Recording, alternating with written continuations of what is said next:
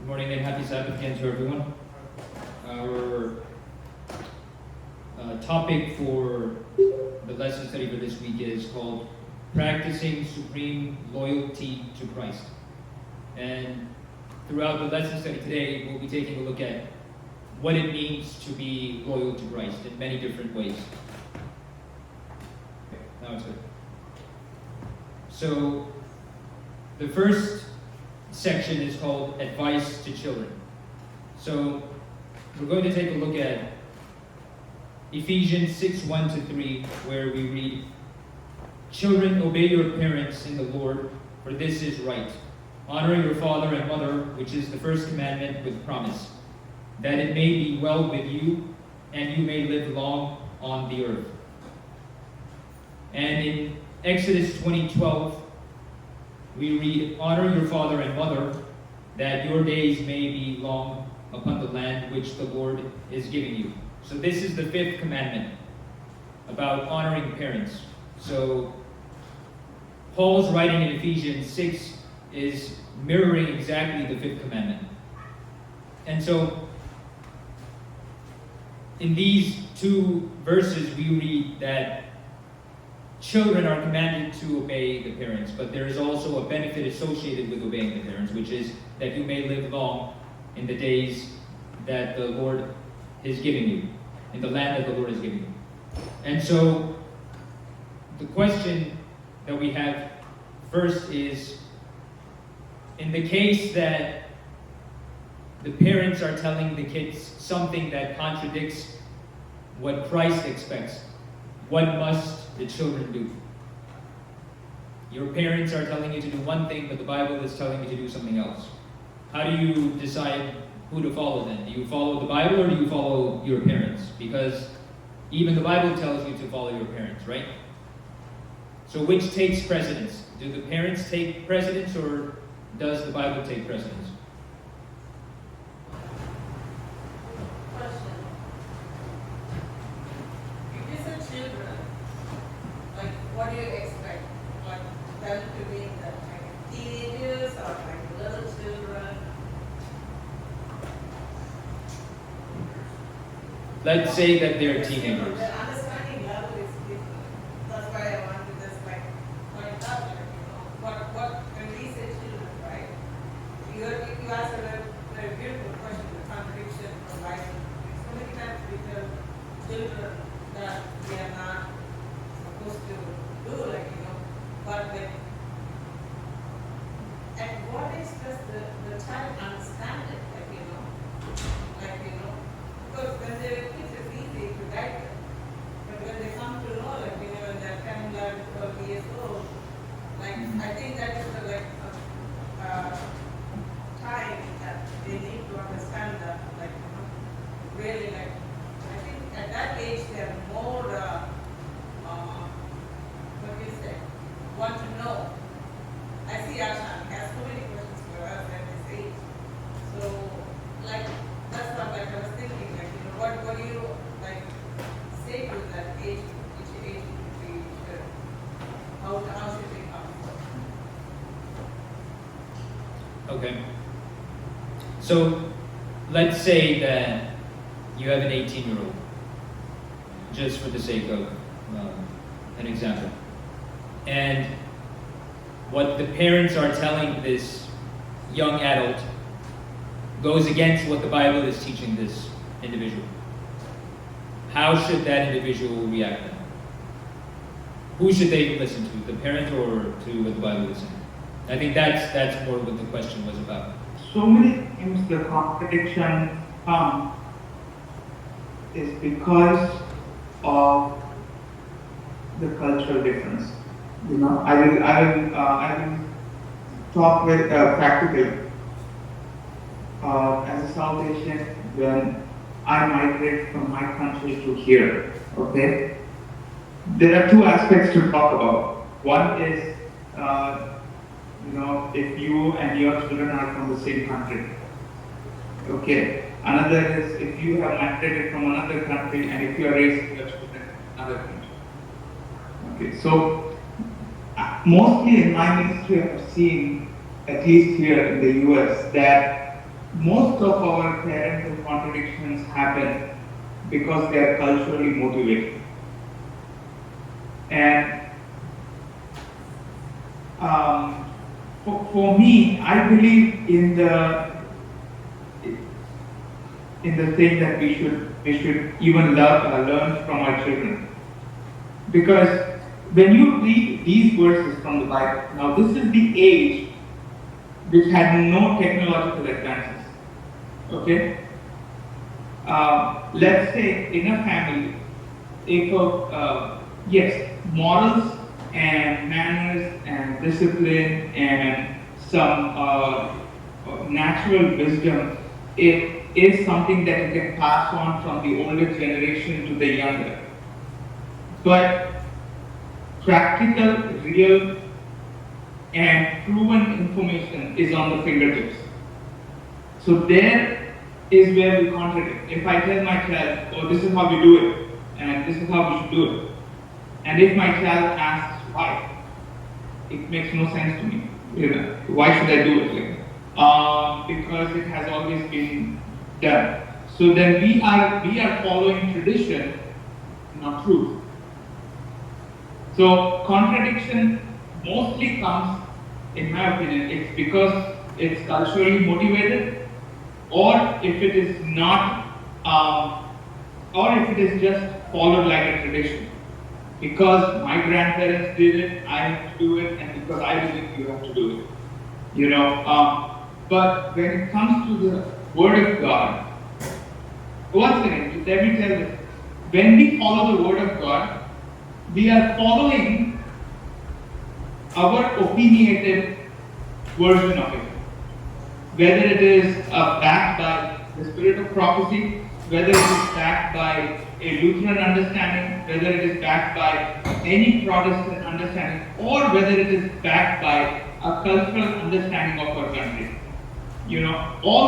Always we follow scriptures through an opinionated version.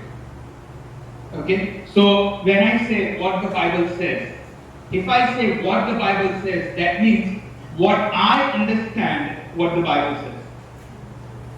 Okay? So there's the point of discussion.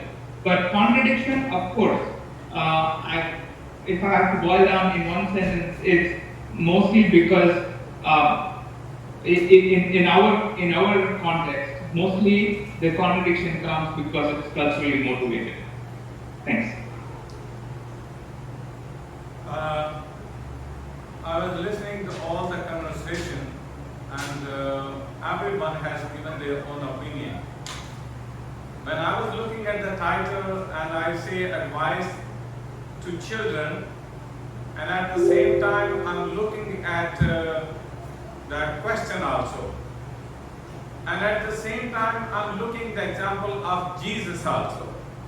Because Jesus could have come in a different form, but Jesus came as a child. And at the same time I'm looking at God who created heaven and earth. And He is the one who commanded to whom? To the children. To obey your parents. We need to find out the reason why God did say that we need to listen to the children. God said, obey your parents. God knew that parents have gone through the experience, they know what is right and what is wrong. At the same time, God also knew that these children, they need support, they need guidance, they need someone to lead them. But at the same time, when we are looking at our children, our parents, and this world is making a little difference, but there is no difference if we are a Christian.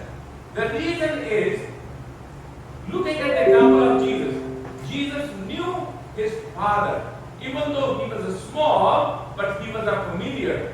But the question we need to ask ourselves, when the contradiction is coming up, why contradiction is coming up? Does our children know their parents? from the childhood, if we did not introduce God to our children, how will they understand that they need to obey their parents? We need to show our character and the influence on our children that they need to understand that our parents are right. There will be no contradiction. And I'm going back toward Jesus now. When Jesus was born, did he knew everything? No. Joseph was with him. Joseph was helping him. Jesus saw Joseph praying. Jesus saw all the environment, the way he's working and singing and all those things, and he grown up. But there was a time when Jesus was still young and he went to the synagogue and started teaching. There could be a contradiction in between the father and the child. How come he is too young and going to the synagogue and teaching to the adults? So that may cause a little problem, but it's a matter of understanding. Joseph understood what is he doing.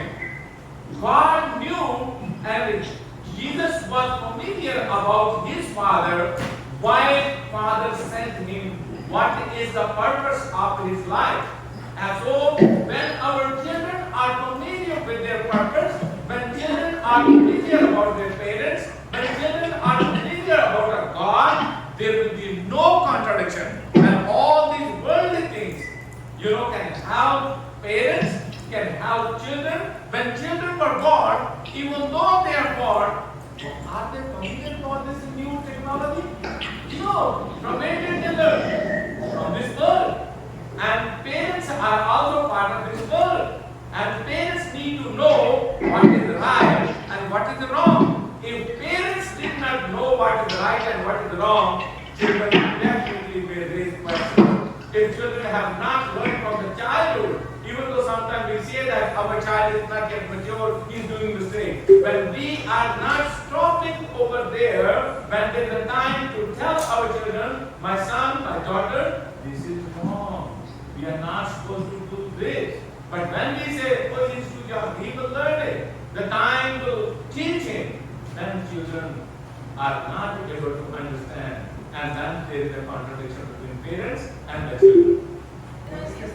So we're going to move on because we spent a lot of time on this section, but Auntie, the verse you just read, that's the very next section. So yeah, we'll move on now, which is advice to parents, the next section.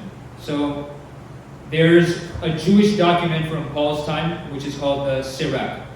And in this document, it instructed the parents to do the following. He who loves his son will whip him often, pamper a child, and he will terrorize you. Play with him, and he will grieve you. Discipline your son, and make his yoke heavy, so that you may not be offended by his shamelessness. So, this is the advice that was popular during Paul's time for how to basically discipline your children. But in Ephesians 6:4, the verse that Auntie mentioned, we read, "And you fathers, do not provoke your children to wrath, but bring them up in the training and admonition of the Lord." So there's a very clear difference between what Paul is saying and what was popular during the time, right? In the Sirach, it's basically telling parents, be very, very strict with your children. You can whip them. And don't play with them, otherwise they will grieve you. But Paul is giving kind of the opposite. He's saying, do not provoke your children to wrath, but bring them up in the training and admonition of the Lord. So, how is Paul's advice for parents different, and why? Why is it different? Okay, going back to the Sirach, this document where it says, make his yoke heavy. Are there any parents who do that here? Is that anyone's ideology for training your children? Making their yoke heavy? For me, I think it's just better for it to be said, because it doesn't mean you're just going It's just like when you train people for the future, you want them to learn it. Sometimes when I see my children cannot cook and I can cook everything. I feel I made my cook because I cook everything for them, so it's my mistake I haven't taught them. So for me, I would say it's just like metaphorically, it's just like for their own benefit. It's going to benefit the kids if we start teaching them from the beginning, little by little, and one day I will come up with course. So that's what I would think. It's simply just like you want. We have time for one more section, which is slavery in Paul's day and slaves of Christ. So Ephesians 6, verses 5 to 8, we read, "Bondservants, be obedient to those who are your masters according to the flesh, with fear and trembling, in sincerity of heart as to Christ, knowing that whatever good anyone does, he will receive the same from the Lord, whether he is a slave or free." So, why is Paul telling the slaves to be obedient to their masters? And this is very important in the context of that time. So, in Paul's time, slavery was widespread, it was common. And so, in the context of his time, this was not something that was the way we treat it today. Obviously now, slavery is looked down upon. We all know that it's not a good practice, but in Paul's time, it was common practice. And Paul didn't have the authority to change that at the time, right? So, why was Paul telling the slaves to be obedient to their masters? Yeah, that's a very good example. All right, thank you everyone for their participation. Let's close with a prayer. God, thank you for giving us an opportunity to come and read your word and learn more about how we as children should obey our parents. And by honoring our parents, we're also honoring you. And also the advice for parents to properly discipline their children and to bring them up in the training of the Lord. Please continue to guide us throughout the Sabbath and bless us throughout the week. We pray and receive blessings in your name, Jesus. Amen.